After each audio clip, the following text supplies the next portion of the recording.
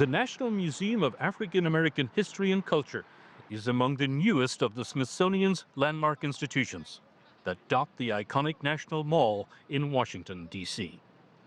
It is known for its unsparingly honest treatment of some of America's most troubling history, especially when it comes to slavery.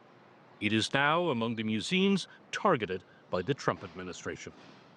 This latest letter follows an executive order signed by President Trump earlier this year that called for a more patriotic portrayal of U.S. history. Visitors to the museum back then expressed concern. It is part of history, even though everyone doesn't agree with it. It still happened, and we can't erase that. We can learn from it, especially if we disagree with what happened. But I definitely think it should still be untouched because we can't change what happened in history. We can just learn from it.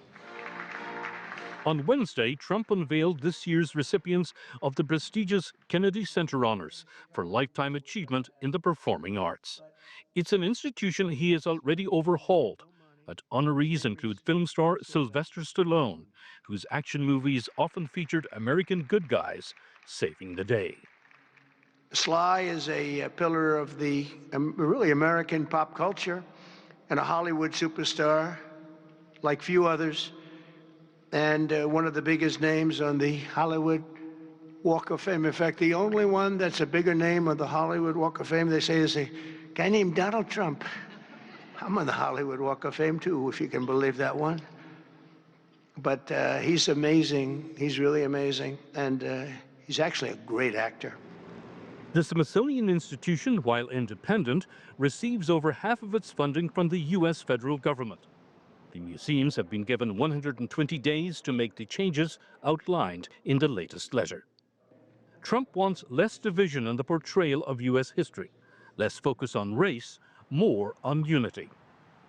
The problem, however, is that the history of the United States is often about race. The original sin of slavery, the Civil War, the Civil Rights Movement. And that history is reflected in America's museums. For now. John Gilmore, CGTN, Washington.